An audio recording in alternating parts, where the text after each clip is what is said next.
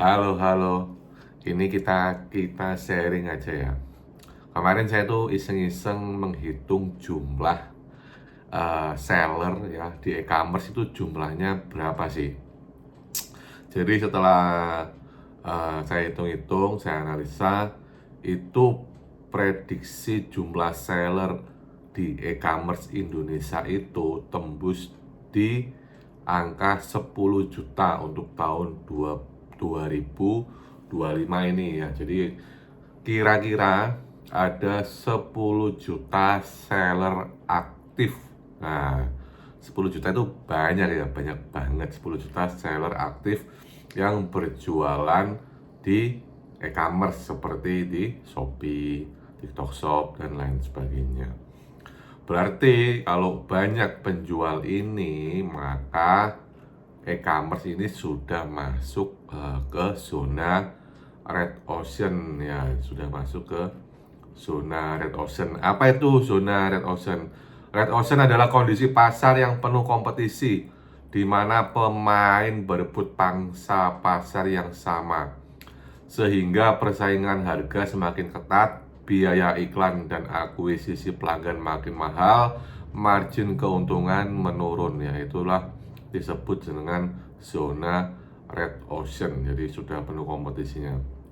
Nah, tanda-tanda e-commerce sudah masuk zona red ocean itu, tanda-tandanya ya jumlah seller yang sangat besar.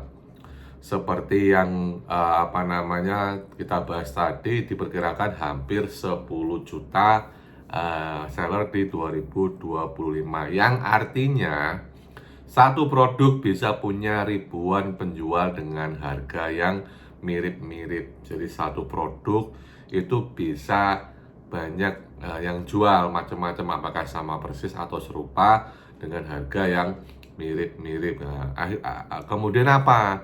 Perang harga tak terhindarkan ya. Jadi perang harga itu sudah menjadi suatu hal yang umum.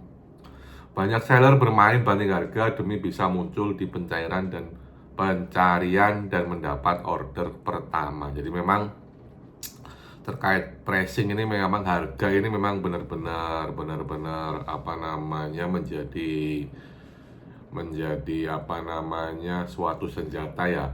Karena tapi keuntungannya buat konsumen begini, kalau sellernya banyak, maka yang diuntungkan adalah konsumen. Konsumennya diuntungkan, dia punya berbagai pilihan, dan kemudian dia punya berbagai harga yang terjangkau karena sellernya sendiri saling perang harga. Jadi yang diuntungkan dalam hal ini adalah konsumen. Persaingan di iklan makin mahal ya, biaya iklannya Shopee, TikTok Ads, Tokopedia Ads ya, terus naik ya. Jadi mahal karena semua seller itu berebut traffic ya. Kemudian platformnya makin pay to win ya, nggak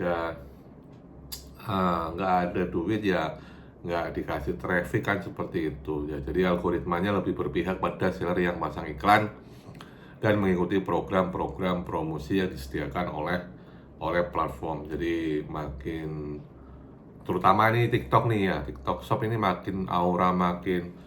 aura pay to win-nya itu sangat kuat ya. Aura make money-nya itu kuat banget di TikTok Shop. Itu benar-benar luar biasa. Kemudian brand-brand besar dan luar negeri ikut main. Ya, brand-brand besar ternama seller Tiongkok ikut bersaing di marketplace Indonesia, yang bikin seller lokal makin tertekan. Jadi itu adalah tanda-tanda e-commerce sudah masuk ke zona red ocean di Indonesia, dengan jumlah sellernya mencapai 10 juta di tahun 2025. Nah, kemudian apa nih yang bisa kita lakukan nih? Apa yang bisa kita lakukan ketika e-commerce masuk ke zona red ocean ya? Sebetulnya mungkin yang paling bisa kita lakukan adalah kita fokus atau main di niche market yang tertentu, spesifik. Jadi tidak tidak kita garap semuanya. Jadi kalau satu toko itu fokus di satu kolam, fokus di niche market yang benar-benar kalau bisa spesifik. Karena nanti kalau semakin spesifik maka biaya iklannya juga akan semakin murah karena kita menyasarnya sangat spesifik, jadi bisa terukur ya spesifik. Jadi yang bisa kita lakukan itu adalah kita fokus di niche market yang spesifik. Masih ada peluang, masih ada peluang. Kemudian ini bangun audiens sendiri lewat media sosial ya. Ini tapi kalau Anda nggak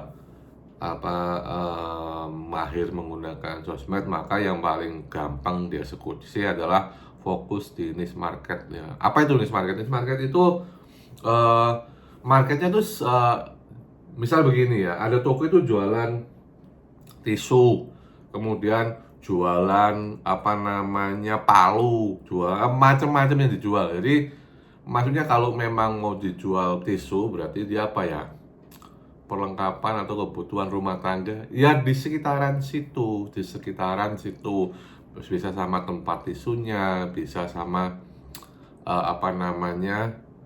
perintilan-perintilannya itu. Jadi fokus di situ. Tisu itu temannya apa ya, ini juga berlaku untuk affiliate ya. Affiliate itu banyak, asal ada komisinya diambil, terus dimasukin etalase, dibikin konten. Jadi macem-macem. Kalau kita nggak fokus di niche market tertentu, kayaknya akan berat ya, karena kita bersaingnya dengan jutaan orang,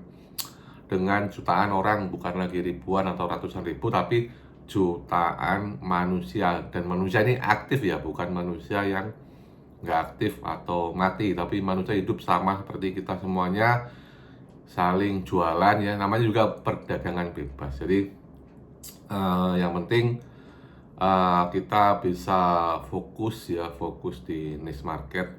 Kalau bisa yang spesifik tambah bagus ya. Kalau mau yang lain, garap yang lain harus melalui atau di toko yang lain atau akun yang lain. Nah, kemudian ini ya inilah akibatnya nanti kalau kita bermain di red ocean nih, harga produknya semakin tipis marginnya ya, biaya iklannya semakin tinggi seperti itu. Jadi kesimpulannya ya, e-commerce umum sudah red ocean, tapi peluang tetap besar bagi seller yang bisa menciptakan diferensiasi atau pembeda. Seperti nanti kalau sudah fokus di kolam, bisa mungkin memproduksi ya, punya produknya sendiri. Kemudian ya masih banyak sebetulnya, kuncinya ada di strategi, positioning, dan value proposition ya. Nanti kalau Anda mau tanya silakan komen, atau mau ada tambahan juga komen. Cuman yang bisa kita eksekusi dengan mudah adalah kita fokus di niche market ya. Jadi fokus di kolam tertentu spesifik seperti itu ya. Kalau Anda ada pertanyaan silahkan komen. Kalau ada ditambahi tipsnya bagaimana nih kita keluar dari red ocean ini, bagaimana, silakan komen. Oke, good luck and see you on the top.